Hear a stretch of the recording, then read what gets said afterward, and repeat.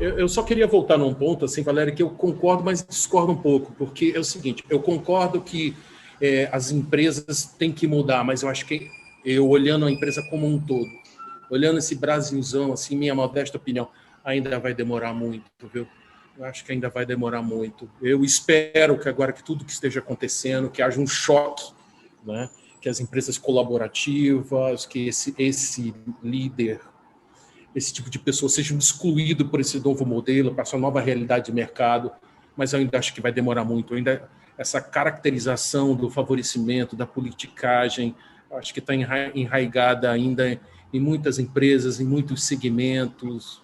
Eu não sou tão otimista, acho que vai levar um pouco de tempo ainda. Não sei que o pessoal que está assistindo aí, o que acha, opinem, participem, mas eu ainda sou um pouco descrente nessa área. Por isso que eu acho que a gente vai ter mais episódios, mais outras oportunidades para discutir esse tema, porque é um tema também denso, né? Cada um de nós tem muita experiência e vivência em torno, ao redor, né? Dessa questão que tem várias facetas e dimensões. Sabe o que eu acho, Serginho? Eu concordo que nós temos muitas realidades no Brasil, concordo, total, até porque não tem como não entender isso. Mas eu acho que tem uma métrica que mais cedo ou mais tarde faz a diferença, que são os resultados, né? Vai ficando claro que, por melhor, mais incrível que seja esse super-homem ou essa super-mulher, que não dá autonomia para ninguém, que quer ser a única pessoa poderosa ali na jogada, que quer trabalhar sozinho, que quer fazer tudo sozinho e quer ter destaque sozinho, não vai conseguir garantir resultados no médio e longo prazo. Então, se a organização não estiver, seja ela pequena, média ou grande, em São Paulo, em qualquer lugar do Brasil e até outros lugares, se não estiver atenta para a questão de resultados, e mais do que resultados, né? Que às vezes é um olhar que a gente não tem, e pode ser um próximo vídeo, que é a construção de valor. Valor nem não são de valores comportamentais somente, valor é valor mesmo, financeiro, de imagem, né? De potencial de novos negócios. Então, ficar atento de tudo que está acontecendo no mercado e se a sua empresa ela está ficando para trás ou não, muitas vezes por conta desses comportamentos, né? E o que a gente está fazendo aqui agora? A gente está chamando a atenção e trazendo esse tema para dividir, né, com recursos humanos, para que RH ele tenha esse olhar, ele veja a diferença de organizações que são inclusivas, que trabalham com outros valores e tentem, né, ver o que está acontecendo dentro da sua organização. Tem uma ferramenta que eu acho que pode ajudar bastante. Muitas vezes o RH até já conseguiu identificar, né? Mas ele tem dificuldade, primeiro, da comprovação, né? De trazer isso à tona, por exemplo, às vezes fica uma opinião só dele. Como é que ele consegue fazer com que este tema fique visível e, eventualmente, esses profissionais também? Eu acho que a prática da avaliação cruzada, seja 360, seja através de comitês, seja através de ouvir aí, quando se usa o termo cliente interno, né, ouvir opiniões de diferentes áreas acerca de comportamentos, de como se dão as relações, pode sim ser tanto uma ferramenta de identificar esses perfis que se desalinham, né, do conjunto, como também mostrar para as pessoas que as coisas serão vistas, né? Que não adianta dissimular, falar mal do colega, criar situações muitas vezes que geram armadilhas para os colegas. Aqui quem nunca viu uma armadilha sendo criada e alguém sendo tostado, fritado, e sair da organização por conta disso? Eu já vi situações e estava num grau de adiantamento, né, de evolução que não dava mais para voltar atrás. Então, isso pode ser muito danoso. Quanto mais você consegue trazer ferramentas, melhor, né, você vai conseguir gerenciar.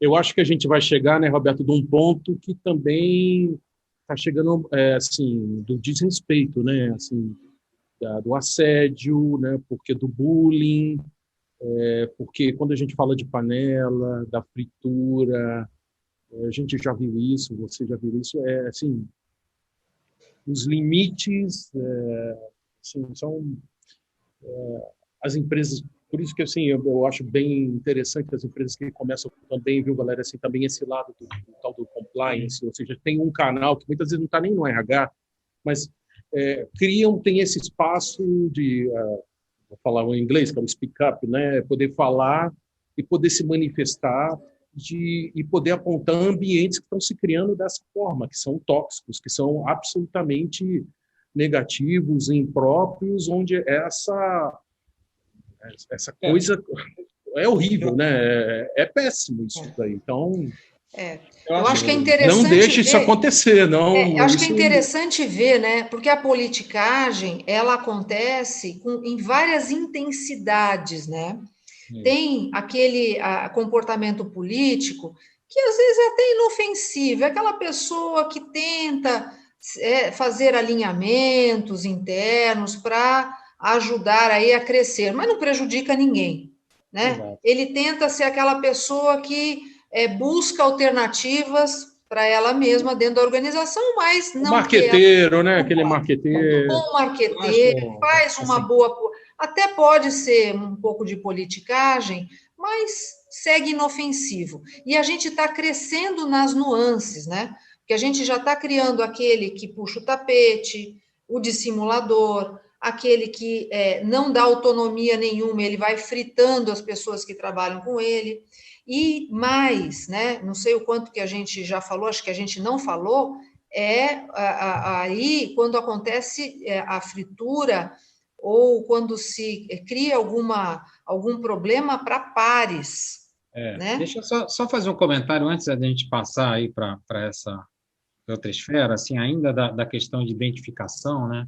E que ações que devem ser feitas. Você falou corretamente, eu acho que tem que existir, né, algum tipo de monitoramento, né? Eu acho que discutir o modo de ser da empresa, discutir o valor, envolver as pessoas, fixar isso na organização, né, como um modo de trabalhar, isso também é uma maneira importante de você evitar esse excesso, né, de política danosa que existe dentro da organização. Se você estabelece, né, através de discussões, né, qual é exatamente que elementos de cultura e qual o relacionamento que os profissionais têm que ter, não só entre eles, né, entre os seus pares, entre o chefe, com a sociedade também, né?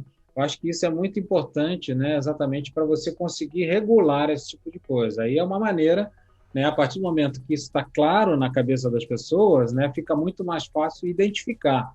Por exemplo, a gente tem que falar para as pessoas e não das pessoas. Se isso, por exemplo, é uma forma instalada dentro da empresa, né, uma maneira de agir instalada dentro da empresa, toda vez que alguém for falar da pessoa, o outro par vai dizer assim, não, vamos falar do assunto, não vamos falar da pessoa, né? Vamos falar do tema, do que é técnico. Eu acho que existem formas, né? Eu acho que como RH é importante ver exatamente quais são esses mecanismos, né, que facilitam, né, um melhor desenvolvimento político dentro da empresa.